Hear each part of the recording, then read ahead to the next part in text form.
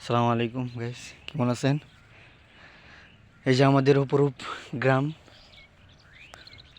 সৌন্দর্যে ভরা এই গ্রাম।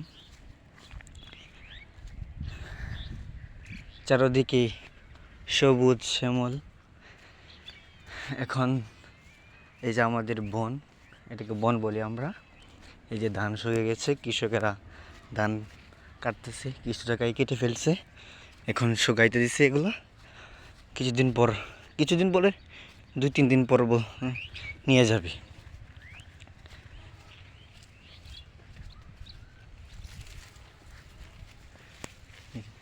কাটতেছে ধান।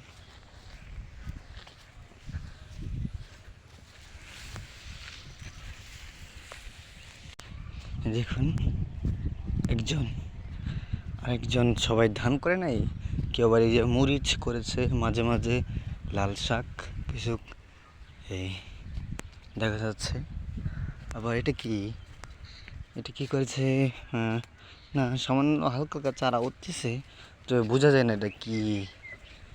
এই জমিটা কি চাষ করেছে বোঝা যাচ্ছে না।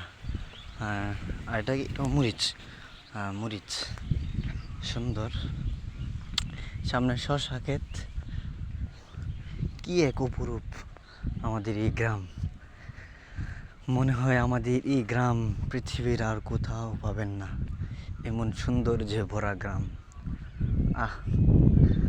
আমরা তো শহরে থাকি, গ্রামেরই যে একটা শান্তি, এটা শহরের দালান কোঠায় বসে অনুভব করা যায় না।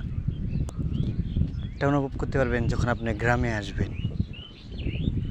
কত সুন্দর। এই যে একজন কৃষক ধান পাচ্ছে। যখন পানি দরকার হয় তখন আমরা এই যে আমাদের কৃষক ভাইয়েরা এটা দিয়ে পানি দেন, এটাকে বলা হয় সেচ দিয়ে পানি দেয়। আমাদের গ্রাম পাশে বলা ডিবডি কল। এই যে ধান পেকে গেছে মোটামুটি। এই যে আরেক পাশের জমিতে কেটে ফেলছি, কিছুদিন পর নিয়ে যাবে।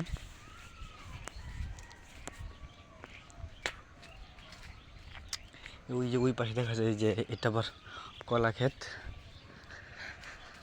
সামনে আমরা এই যে আমাদের একটা পুকুর বলতে এই যে একটা পুকুর, এর মাঝে একটা খাল আছে। এই যখন পানি হয় তখন সকলে মাছ ধরে যায়। এটাকে আমরা ধর্ম বলি, আমাদের গ্রাম্য ভাষায় ধর্ম বলে এটাকে। এটা দিয়ে মাছ ধরে যখন পানি হয় তখন এই যে ফুল দেখছেন, এই যে এই ফুল ভরে যায়। এটার উপর দিয়ে পানি মাঝে মাঝে উঠে যায়, এই পুকুরও ভরে যায়। তখন পুকুর থেকে মাছ চলে আসে, তখন পুকুরে যে মালিক তার ক্ষতি হয় এদিক দিয়ে। এই যে এই খাল থেকে মাছ ধরে মানুষ। আর এই যে পুকুর এই যে ভেঙে গেছে মানুষ চলাচলের কারণে, এদিক দিয়ে এলাকার সবাই আসা যাওয়া করে। এই যে কত সুন্দর দেখুন। এখানেই শেষ করছি আজকে। দেখা হবে পরের কোনো ভিডিওতে।